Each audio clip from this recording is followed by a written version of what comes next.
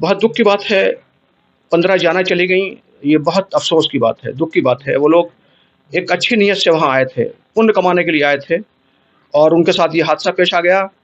ये कलंक है योगी पर। तो ये शोषण वो जो कर रहे हैं प्राइवेट कॉलेजों वाले, बच्चों को फ़ेल कर देते हैं जानबूझकर, उन पर दंड लगा देते हैं, ताकि वो जो आगे ना बढ़ पाए। नहीं, वो फिर उनसे पैसे माँगते हैं कि 50,000 दो, 40,000 दो, 80,000 रुपए दो। ऐसा हो रहा है? ऐसा हो रहा है, ये शोषण हो रहा है फीस के नाम पर। उसमें महामंडलेश्वर जो पिछले थे, उन्होंने आज़म खान साहब ने इससे पहले 2013 में जो संभाला था इसका सिस्टम, इसका निज़ाम, वो उसकी तारीफ़ कर रहे थे। ये तो बिज़नेस कर रहे हैं वहाँ। वीआईपी इन्होंने टेंट अमीरों के लिए लगा रखे हैं, गरीबों को तो मरने के लिए छोड़ दिया है। इससे पहले भी आग लगी हुई थी वहाँ पर। कांग्रेस के कुछ नेता बीजेपी के नेताओं के टच में हैं, बल्कि उनका अमित शाह के टच में है और उसके तहत ये ट्रेजेडी बना के इलेक्शन लड़ा जा रहा है। सारी संस्थाएं तुम्हारे कब्जे में है, तुम्हारे इशारे के बगैर कोई एक कदम नहीं बढ़ा सकता। फिर हिंदू खतरे में कैसे है? क्या कहा जाए भाजपा के लिए? उनकी तो राजनीति विकास की राजनीति है ही नहीं। वो तो वोट जो मांगते हैं जनता से, तो वो मंदिर मस्जिद के नाम पर, हिंदू मुस्लिम के नाम पर। विकास का नारा झूठा है उनका। जो नेता कुछ विकास काम करते हैं वो फंड को अपने ठिकाने लगाने के लिए और उससे 70-80% कमाने के लिए काम करा देते हैं, 20% लगा देते हैं, बाकी अपनी जेब भर लेते हैं। सटीक खबरों का सीधा असर। आप देख रहे हैं एनसीआर समाचार। नमस्कार, आप देख रहे हैं एनसीआर समाचार और मैं हूं आपके साथ नमिता चौहान। पॉलिटिशियन से थोड़ा हटकर आज हम जिनसे बात करने जा रहे हैं वो स्वास्थ्य विभाग में हैं, डॉक्टर हैं और डॉक्टर होते हुए राजनीति के लिए उनकी क्या सोच है। खास तौर पर दिल्ली की राजनीति की मैं बात नहीं कर रही, हमारे भारत की जो राजनीति है, जो पार्टियां इस वक्त भारत में है और वो किस तरीके से काम कर रही है, खास तौर पर सेंट्रल पार्टी, जो सेंट्रल में सरकार है वो किस तरीके से काम कर रही है, जो पुरानी सरकार है वो किस तरीके से काम कर रही है। उन मुद्दों को लेकर के बात करेंगे कि आखिर उनके काम से गरीबों को कितना फायदा हो रहा है, जो पिछड़े तबके के लोग हैं उनको क्या मिल रहा है और क्या लोग खुश भी हैं अपनी सरकार से।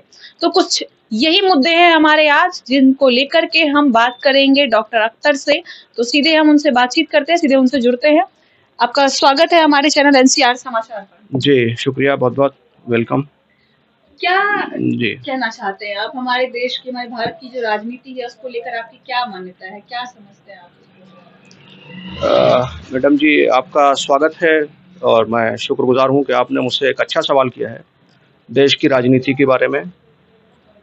देश की राजनीति आज जिस मोड़ पर है वो अफसोसनाक है और काबिले फ़ख्र नहीं है, मायूसकुन है। मायूसी ज़्यादा हो रही है आज की राजनीति से। जिसने इंसानियत के लिए काम कम किए हैं, अपने स्वार्थ के लिए, नेताओं का मामला ये है राजनीति में जो आ गए हैं, उन्होंने राजनीति को एक लंबी मुद्दत से दौलत कमाने की इंडस्ट्री बना रखा है। पब्लिक, जनता या आवाम की खुशहाली, फलाह बहबूदी के लिए काम बहुत नाम मात्र हैं। जो नेता कुछ विकास काम करते हैं वो फंड को अपने ठिकाने लगाने के लिए और उससे 70-80% कमाने के लिए काम करा देते हैं, 20% लगा देते हैं, बाकी अपनी जेब भर लेते हैं। तो पब्लिक हित में, जनता के लिए और देश के लिए नाम मात्र काम हो रहा है। अपने अपने फ़ायदे के लिए, अपने घरों को भरने के लिए, अपने ख़ानदानों को ऊंचा उठाने के लिए 90% नेता ऐसा कर रहे हैं। 10% अच्छे भी हैं जो देश के लिए सोचते हैं। तो आजकल की जो राजनीति है वो ज़्यादा काबिले तारीफ़ या काबिले फ़ख्र नहीं है, मायूसकुन ज़्यादा है। क्यों मायूस है लोग? कुछ सरकार से नारे लगाते रहते, कहते हिंदुओं को बचाने के लिए सरकार बनी है, सनातन धर्म को बचाने के लिए सरकार बनी है और हर जिन राज्यों में सरकार नहीं है उन राज्यों में भी वो चाहते हैं कि भाजपा की सरकार आ जाए। भाजपा का आपने जिक्र किया है तो क्या कहा जाए भाजपा के लिए? उनकी तो राजनीति विकास की राजनीति है ही नहीं। वो तो वोट जो मांगते हैं जनता से, तो वो मंदिर मस्जिद के नाम पर, हिंदू मुस्लिम के नाम पर। विकास का नारा झूठा है उनका। क्या विकास किया है उन्होंने? यहाँ 10 साल रमेश बिधूड़ी एमपी रह गया। यहाँ मोदी जी ने कहा था, जब वो चुनकर आए थे तो उन्होंने कहा था कि हमारा हर एमपी एक गांव गोद लेगा और 1 साल में एक गांव को वो आदर्श गांव बनाएगा, उस गांव को चमन बनाएगा वो। एक भी एमपी बीजेपी का बता दे, किसी एमपी ने कोई भी एक गांव आदर्श बनाया हो? 10 साल में एक एमपी को 10 गांव आदर्श बना देना चाहिए थे। रमेश बिधूरी ने एक गांव गोद लिया था, लेकिन वो ये क्षेत्र नहीं था, बाहर का अब क्षेत्र। तो वो कितना आदर्श बन गया गांव, कुछ उसका दिखाइए आप लाके, कितना आदर्श बन गया है वो गांव। क्या वहां से नफरतें खत्म हो गई? क्या वहां सब खुशहाली खुशहाली है? कौन फैला रहा है नफरत? बीजेपी और बीजेपी के लोग, आरएसएस के लोगों को उनको शय दे रहे हैं। ये मुनासिब नहीं है, ये अच्छा नहीं है। नफरत एक बीमारी है, नफरत एक बीमारी है। ये जिसमें आ जाती है उसको खा जाती है ये बीमारी, उसके दिलो दिमाग, उसके जिस्म को बर्बाद कर देती है। नफरतों से कभी कोई मसला हल हुआ है सिवाय बर्बादी के, तबाही के? तो और प्यार मोहब्बत ये खुशहाली लाती है। तो देखिए, भाजपा जो है वो लगातार ये कहती हुई नजर आती है कि हम विकास की राजनीति कर रहे हैं, सबका साथ सबका विकास, और धर्म को बचाने के लिए लड़ रहे हैं। कहीं ना कहीं हिंदू धर्म जो है वो खतरे में है, और लगातार हिंदू धर्म अगर खतरे में है तो जाहिर सी बात है कि जो दूसरे धर्म के लोग हैं उनको टारगेट किया जा रहा है, जैसा कि चीजें हमें देखने को मिल रही है, जैसे हम नारे सुन रहे हैं जी। उस पर आपका क्या मानना है? क्या सचमुच कौन सा हिंदू धर्म, कौन सा हिंदू धर्म को खतरा है? मैं तो नहीं समझता। अब मुझे बताइए सनातन धर्म कैसे खतरे में है, कहाँ पर खतरे में है? 700 साल मुसलमानों की हुकूमत रही, शहाबुद्दीन मोहम्मद गौरी से लेकर बहादुर शाह जफर तक, 1857 तक। उस वक्त से लेकर आज तक कौन सा हिंदू खतरे में था? पहले भी अक्सरियत में थे, आज भी अक्सरियत में हैं। और ये 10 साल से खतरे में आ गई। अगर खतरे में है तो क्यों खतरे में है भाई? सीबीआई तुम्हारी, आईबी तुम्हारी, गृह मंत्री तुम्हारा, प्रधानमंत्री तुम्हारा, सारे मंत्री तुम्हारे, जुडिशरी तुम्हारी, सब पे तो तुम्हारा कब्जा है। सारी संस्थाएं तुम्हारे कब्जे में है। तुम्हारे इशारे के बगैर कोई एक कदम नहीं बढ़ा सकता। फिर हिंदू खतरे में कैसे है? मैं तो नहीं समझता। अभी कुंभ मेले लगा हुआ है, उसमें एक को हार्ट अटैक आया, एक मुसलमान वहां डॉक्टर पहुंचा अरशद, और उसने उसकी जान बचाई। खतरे में कौन है? अभी कुंभ की बात की आपने जी। कल भगदड़ हुई और भगदड़ में 15 लोगों की जान चली गई। लोग रोड पर सो रहे थे और अचानक जब भगदड़ हुई, वीआईपी गेट खोल करके लोग अचानक से घुस गए तो उन्हीं पर चढ़ गए और आधे आधे घंटे तक लोग उन पर गिरते पड़ते रहे, जिसकी वजह से 15 लोगों की जान चली गई। एक दंपति रो रहा था, उनकी छोटी सी बच्ची मर गई। क्या कहना है आपका? बहुत दुख की बात है, 15 जाना चली गई। ये बहुत अफसोस की बात है, दुख की बात है। वो लोग एक अच्छी नीयत से वहां आए थे, पुण्य कमाने के लिए आए थे, और उनके साथ ये हादसा पेश आ गया। ये कलंक है योगी पर, उसकी व्यवस्था पर। योगी तो कह रहे हैं हमने 7,000 करोड़ 70,000 करोड़ 70,000 करोड़ उसने खर्च कर दिए। अभी मैंने एक इंटरव्यू सुना था, आप जैसे पत्रकार बंधु ने का इंटरव्यू था, उसमें महामंडलेश्वर जो पिछले थे, उन्होंने आजम खान साहब ने इससे पहले 2013 में जो संभाला था इसका सिस्टम, इसका निजाम, वो उसकी तारीफ कर रहे थे। ये तो बिजनेस कर रहे हैं वहाँ। वीआईपी इन्होंने टेंट अमीरों के लिए लगा रखे हैं, गरीबों को तो मरने के लिए छोड़ दिया है। इससे पहले भी आग लगी हुई थी वहां पर। हाँ, आग लग गई, उसमें लोग करोड़ों का नुकसान हुआ, लोग बच गए बहुत सारे। तो इनकी राजनीति धर्म का नाम लेकर सनातन को बदनाम करने के लिए, हिंदू धर्म को बदनाम करने के लिए, नफरतें फैलाने के लिए, अपना उल्लू सीधा करने के लिए सब काम कर रहे हैं। ये इंसानियत के दुश्मन है, दोस्त नहीं है। ये हिंदुओं को, सनातन वालों को भी समझना होगा, मुसलमानों को भी समझना होगा। इन्होंने अपना आसान टारगेट तो मुसलमानों को बना रखा है। कुछ 30-32% हिंदू भी ऐसे बन गए हैं कि वो इन्हीं की बातों में, उनकी बातों में आ जाते हैं, समझते नहीं और इनको वोट दे देते हैं। आपने मुस्लिम समाज की बात की। अभी जो पूरे विश्व में सबसे बड़ा जो धार्मिक आयोजन होता है वो महाकुंभ का होता है जी। वो इस वक्त प्रयागराज में जारी है जी। और उसमें कई अलग अलग धर्मों के लोग भी वहाँ पर पहुंचे हैं। जी। कई अलग अलग धर्मों के लोग पहुंचे, और जो आम जनता जो कह रही है वो तो ठीक है, लेकिन जो बड़े बड़े लोग वहाँ पहुंच रहे हैं, सेलिब्रिटी पहुंच रहे हैं और तमाम तरीके के अन्य धर्मों के लोग पहुंच रहे हैं, वो लगातार योगी की तारीफ करते हुए नजर आ रहे हैं, प्रधानमंत्री की तारीफ करते हुए नजर आ रहे हैं। अभी आप मैरी कॉम का सुन लीजिए, उन्होंने भी यही कहा कि सारे आयोजन अच्छे हैं, हम तो बहुत खुश हैं। पता नहीं कैसे कह रहे हैं। इनकी बातों पे तवज्जो नहीं देना चाहिए, आम जनता की बातों पे तवज्जो देना चाहिए। आम जनता को हमने देखा है वो तारीफ नहीं कर रही है, वो दुखी है, वो परेशान है, खुले में पड़े हुए हैं। बहुत से तो सर्दी से मर गए वहाँ। अव्यवस्था का बहुत बुरा हाल है वहाँ तो हड़ताल, नाव वालों ने, कश्ती वालों ने हड़ताल कर रखी है। वहाँ तो कमाई के दूसरे अलग धंधे कर रखे हैं। सारे समुदाय के लोग कहाँ जा रहे हैं? मुसलमानों को जाने नहीं दिया जा रहा है वहाँ। एक तो अरे सलमान खान पहुंच गया, वो कोई उसके पहुंचने से क्या होता है? वो तो ठीक है, पहुंच गया, सेलिब्रिटी था, पहुंच गया।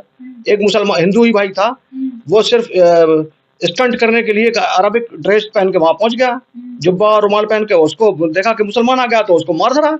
अच्छा। इतना मारा कि वो मरते मरते उसका, भाई मैं मुसलमान नहीं हूँ, हिंदू हूं, मैंने तो एक ड्रामा किया है ये खुलकर।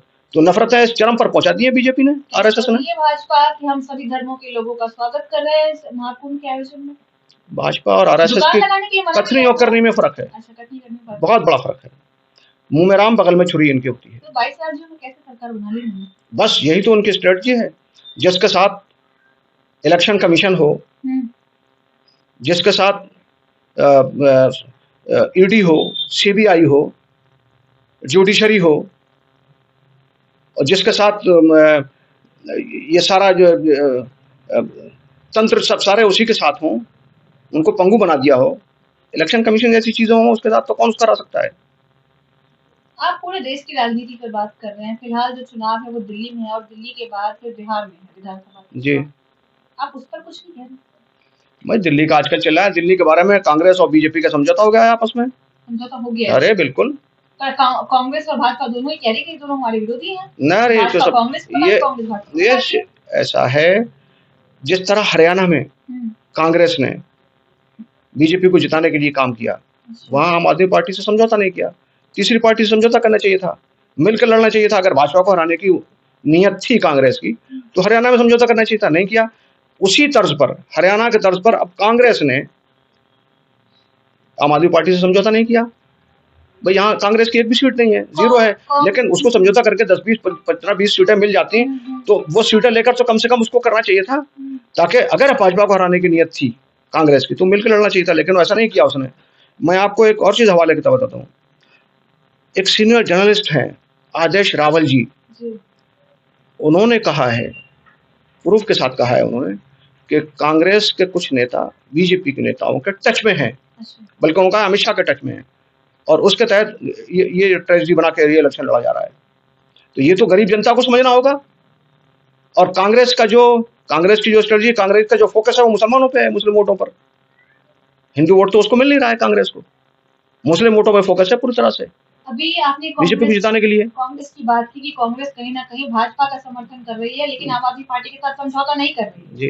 लेकिन कांग्रेस के ही प्रचार मंत्री जो यहाँ पर आए, मैं बात कर रही हूँ पप्पू यादव की, जो बिहार से यहाँ पर कांग्रेस के लिए प्रचार करने के लिए आए थे, आप ही के संगम बिहार में उन्होंने प्रचार किया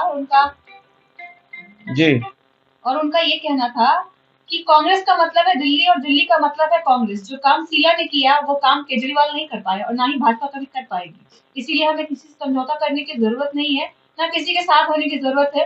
अकेले कांग्रेस अपना अस्तित्व बना सकती है, अपना वर्चस्व स्थापित कर सकती है दिल्ली में। आप मुझे बताएं, कांग्रेस जीरो कैसे हो गई? अगर उसकी दिल्ली है, उसके सब कुछ था, जीरो कैसे हो गई? इसलिए हो गई जीरो कि उसने कमजोर तबके के लोगों को, माइनॉरिटी को ठगा, झूठ बोला उसने और काम नहीं किया। आपने शीला दीक्षित की बात की, शीला दीक्षित जी ने काम किया है, अब वो तो इस दुनिया में नहीं है। उन्होंने पौष इलाकों में काम किए। मैं संगम बिहार में रहता हूँ, एशिया की सबसे बड़ी आबादी वाली कॉलोनी है, 8 साढ़े 8 लाख लोग यहाँ रहते हैं, 2 विधानसभाएं हैं संगम बिहार में। यहाँ क्या काम किया उसने? हम लोग पानी को तरस गए, यहाँ सड़कों को तरस गए। शीला दीक्षित जी के जमाने में एक नेता एमएलए बनकर, एमपी बनकर, मिनिस्टर बनकर दुनिया भर के फायदे उठा सकता है, कई 100 हवाई जहाज के सफर फ्री कर सकता है, सिलेंडर फ्री ले सकता है, लाइट के नाम पर दौलत ले सकता है, मोबाइल फोन के नाम पर दौलत ले सकता है। अगर जनता 200 यूनिट फ्री बिजली जला ले तो वो तकलीफ है। बसों में गरीब घरानों की औरतें सफर कर लें फ्री में तो उसके लिए तकलीफ है कुछ लोगों को। अगर अवाम थोड़ा सा, अवाम के ही पैसे से, जनता के पैसे, जनता के टैक्स से जनता को फायदा पहुंचा रहा है केजरीवाल या कोई और पहुंचाता है, तो इसमें बुराई क्या है? एक नेता, अगर तुम नेतागिरी में आ रहे हो तो तुम काहे को ये सब चीजें ले रहे हो? पेंशन दुनिया भर की केजरीवाल जो कर रहे हैं वो सही कर रहे हैं। हाँ, इन दोनों के मुकाबले में उसने जनता के लिए, गरीब जनता के लिए, बिल्कुल, जब जरूरतमंदों को देना चाहिए, जरूरतमंदों को देने में क्या परेशानी है भाई? ये जो देश है वो जनता का है, अवाम के लिए है, अवाम के वोटों से चुने जाते हैं ये सब लोग। तो अवाम के फलाह बहबूदी के लिए, इनके तरक्की के लिए काम किया जा रहा है, तो बुराई क्या है इसमें? अब तो कांग्रेस और भाजपा भी कह रही है जितना केजरीवाल दे रहे हैं उससे ज्यादा तो कांग्रेस और भाजपा ने भी देने का वादा कर लिया। 2100 दे रहे, वो 2500 दे रहे हैं। प्रैक्टिकल भाजपा और हाँ। कांग्रेस प्रैक्टिकली नहीं दे पाएंगे, झूठ बोल रहे हैं, उसके तर्ज पर ही काम कर रहे हैं, नहीं दे पाएंगे। कह रहे हैं वो दे देगा। अनुराग ठाकुर ने खुद अपने मुंह से कहा कि केजी से लेकर के पीजी तक की शिक्षा हम दिल्ली वालों की फ्री कर देंगे। मुझे तो हैरत हो रही है, भाजपा ने ये बात कैसे कह दी? यूजी से पीजी तक हम तालीम फ्री कर दें, इन्होंने तो प्राइवेट कर दिया सब। वो शोषण हो रहा है, मैं बता रहा हूँ आपको, भाजपा के दौर में वो शोषण हो रहा है। बहुत अच्छा सवाल आपने कर दिया। जितने प्राइवेट कॉलेजेस हैं, डेंटल कॉलेजेस हैं, एमबीबीएस कॉलेज हैं, बीएमएस बीओएमएस कॉलेजेस हैं, उनके इंतजामिया, उनके एडमिनिस्ट्रेटर वो पॉलिसी अपनाए हुए हैं। मेरी बात आप दूर तक पहुंचाइए इस चीज को, और काश गवर्नमेंट के लोग सुने और उनको शर्म आए, गैरत आए। तो ये शोषण वो जो कर रहे हैं प्राइवेट कॉलेजों वाले, बच्चों को फेल कर देते हैं जानबूझकर, उन पर दंड लगा देते हैं, ताकि वो आगे नहीं जुर्माना बढ़ पाए। आगे ना बढ़ पाए। नहीं, वो फिर उनसे पैसे मांगते हैं कि 50,000 दो, 40,000 दो, 80,000 रुपए दो। ऐसा हो रहा है। ऐसा हो रहा है, ये शोषण हो रहा है फीस के नाम पर, इन चीजों के नाम पर प्राइवेट कॉलेजों में। तो बीजेपी ने तो प्राइवेट को बढ़ावा दिया है, सरकारी चीजें कहाँ है? गवर्नमेंट बीजेपी और फ्री करा दे तालीम, मुमकिन ही नहीं है मैडम। मान लेते हैं एक बार को भाजपा जीत जाती है और हाँ। पीजी तक की शिक्षा यानी पोस्ट ग्रेजुएशन तक की शिक्षा फ्री हो जाती है। अब आप मुझे ये बताइए, अगर पोस्ट ग्रेजुएशन तक की शिक्षा हर विद्यार्थी के लिए फ्री हो जाएगी, मान लेते हैं सारे विद्यार्थी पढ़ने लग जाएंगे, जिनके पास कॉलेज की फीस नहीं है वो भी आगे बढ़ेंगे, वो भी ग्रेजुएशन और पोस्ट ग्रेजुएशन करेंगे, लेकिन ऐसे में फिर कॉलेज जो चल रहे हैं उनका क्या होगा? देखिए, अगर ऐसा है, इस तरह की शिक्षा फ्री कर देती है बीजेपी, वैसे तो इम्कान नहीं है चीज का, कर देती है तो स्वागत योग्य है, अच्छा है, बेहतर है, ये तो बहुत ही अच्छा है। कॉलेजेस जिस तरीके से कॉलेज जो चलते हैं वो स्टूडेंट्स की फीस से ही चलते हैं, डोनेशन तो बहुत कम ही होता है। कॉलेजेस में स्टूडेंट्स से हाई फीस ली जाती है। छोटे से छोटे कोर्स के लिए, अगर मैं छोटे से कॉलेज की ही बात कर लूं, ड्यूक का एक कॉलेज है देशबंधु कॉलेज, रामानुजन कॉलेज, जिसकी फीस 2013 में 5,500 रुपए थी, ठीक है, और 2 साल के बाद 3 साल के बाद उसकी फीस 12,000 13,000 हो गई सेम कोर्स में। ये एकदम से इतना बड़ा बदलाव आ गया, तो कहीं ना कहीं जो कॉलेज चल रहा है बच्चों के पैसों से चल रहा है, और अचानक से अगर ये फीस ही बंद हो जाएगी तो कॉलेजेस चलेंगे कैसे, ये पूछना चाहता हूं। पहले कैसे चल रहे थे? जब आपने कहा कि वो 5,000 फीस लगती थी तो कैसे चल रहा था? अब 12,000 कर दी तो चल रहा है। गवर्नमेंट का कॉलेज है, गवर्नमेंट, देखिए सबसे कामयाब सरकारें वो होती हैं जो अपने बजट को, बड़े बजट को शिक्षा पर और स्वास्थ्य पर खर्च करती हैं। जो सरकारें शिक्षा पर और स्वास्थ्य पर खर्च ना करें वो निकम्मी हैं, वो जनता की दुश्मन है, दोस्त नहीं है।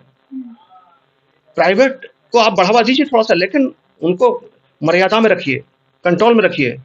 बच्चा 2 दिन गायब हो गया, 4 दिन गायब हो गया, बीमारी हो गई, कोई तकलीफ हो गई, तो उस पर जुर्माना लगाएगा एडमिनिस्ट्रेशन कॉलेज का। भी तुमको 5,000 रुपये पर डे के हिसाब से देना होगा, 3,000 रुपये पर डे के हिसाब से देना होगा जुर्माना। बहुत है, बहुत सारे कॉलेज हैं, अगर उनको जरूरत पड़ेगी तो हम बता देंगे। इस तरह के प्राइवेट में चल रहा है, शोषण हो रहा है, शोषण बड़ा है, घट नहीं रहा है, तो शोषण पे कंट्रोल होना चाहिए। उनको एक दायरा होना चाहिए, उस दायरे में जो कमिटमेंट हो जाए स्टूडेंट से, उसके फादर से, उस पर कायम रहना चाहिए कॉलेजों को। अभी ट्विटर अकाउंट पर जो एक्स है, एक्स पर काफी तेजी से एक वीडियो वायरल हुई थी कल परसों में। एक आईटी कंपनी में 100 वैकेंसियां निकली और वहां पे लाखों की तादाद में इंजीनियर्स बाहर लाइन में लगे हुए थे, पूरा दिन उनका निकल गया। क्या दर्शा रहा है, किस लेवल तक पहुंच चुकी है हमारे देश में बेरोजगारी? ये तो हमारे जो देश के कर्ता धर्ता हैं, जिनके हाथों में देश है, जिनके हाथों में वैकेंसी हैं, उनको शर्म और हया से डूब के मर जाना चाहिए था कि देश को उन्होंने कहां पहुंचा दिया। एक 4th क्लास की नौकरी के लिए हायर एजुकेटेड लोग परेशान फिर रहे हैं, और वहां जा रहे हैं, पीएचडी वाले भी जा रहे हैं, एमए वाले जा रहे हैं, इंजीनियर जा रहे हैं, एमबीए वाले जा रहे हैं, छोटी सी नौकरी के लिए। ये आज से नहीं हो रहा है, बहुत पहले से हो रहा है। मैं तो 56 साल का हो गया, मैंने एक दौर में ग्रेजुएशन किया, मास्टर किया और बीटीसी किया। जॉब के लिए अप्लाई करते करते थक गया, जॉब नहीं मिली। अखिलेश के ज़माने में उर्दू टीचरों की भर्ती हुई, भर्ती में हम लोग शामिल हुए और हमारी काउंसलिंग हो रही थी, डॉक्यूमेंट जमा हो रहे थे। योगी जी आ गए, योगी ने फौरन छापा मारकर 16,000 टीचरों की भर्ती रुकवा दी। उसमें 4,000 उर्दू के थे, बाकी हिंदी और साइंस और मैथ वाले। बाद में साइंस, मैथ, अंग्रेजी वाले, हिंदी वालों को तो बहाल कर दिया, 4,000 उर्दू टीचरों को आज तक बहाल नहीं किया। वो केस हाई कोर्ट में गया, हाई कोर्ट के सिंगल बेंच से हम जीते, फिर योगी डबल बेंच पे लेके पहुंच गए, फिर डबल बेंच से फैसला उर्दू वालों के हक में आया, तो फिर योगी जी को यहाँ भी सब्र नहीं हुआ, सुप्रीम कोर्ट में लेकर गए, सुप्रीम कोर्ट में 5 साल पेंडिंग रहा वो। उसके बाद सुप्रीम कोर्ट ने फिर हाई कोर्ट में ट्रांसफर कर दिया 4000 उर्दू टीचरों का। और अब तारीख पे तारीख क्योंकि सेटलमेंट उनका है। जज क्या करेगा, कहाँ जाएगा जज? 5% जज बचे हुए हैं खुद मुख्तार, बाकी तो सबकी हैसियत और अहमियत खत्म हो चुकी है, नाम मात्र है वो सब। कहाँ किससे इंसाफ की उम्मीद करें? ये भेदभाव अच्छा है क्या? ये देश के लिए, ये फ्यूचर के लिए अच्छा है क्या? आज तुम्हारे पास पावर है, ताकत है, हमेशा बनी रहेगी ऐसी क्या? तो मेरी गुजारिश है जनता से, आवाम से, कि वो भाईचारा बनाए रखें, प्यार मोहब्बत ये बीमारी से शिफा है। नफरतें बीमारी है, आग है, झुलसा देगी, जला देगी, बर्बाद कर देगी देश को और समुदायों को और इंसानों को। तो इंसानों में इंसानियत का काम चलता रहे, धर्म से ऊपर उठकर। अपने घरों में धर्म को रखिए, बाहर हम सब मिलजुल कर रहें, आपस में प्यार मोहब्बत से रहें। ऐसी सरकारें, ऐसे लोग चाहिए। नफरतें फैलाने वाले इंसानियत को दुश्मन है।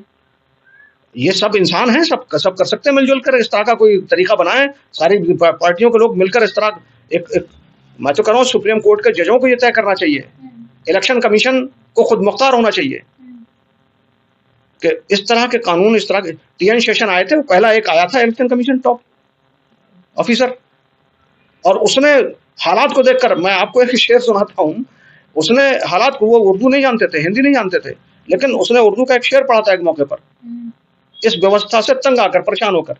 उसने कहा था कि गैर मुमकिन है सुलझ जाए ये हालात की गुत्थी, गैर मुमकिन है सुलझ जाए ये हालात की गुत्थी, अहले दानिश ने बहुत सोच कर उलझाई है। तो ये इलेक्शन कमीशन खुद मुख्तार हो, जो नफरती बातें करे, नफरत की स्पीच दे, उस पर फौरन पाबंदी लगाए, उसको जेल में डाले, उस पर जुर्माना करे। ये रोड आपने देखा, ये मुद्दतों खुदा पड़ा रहा।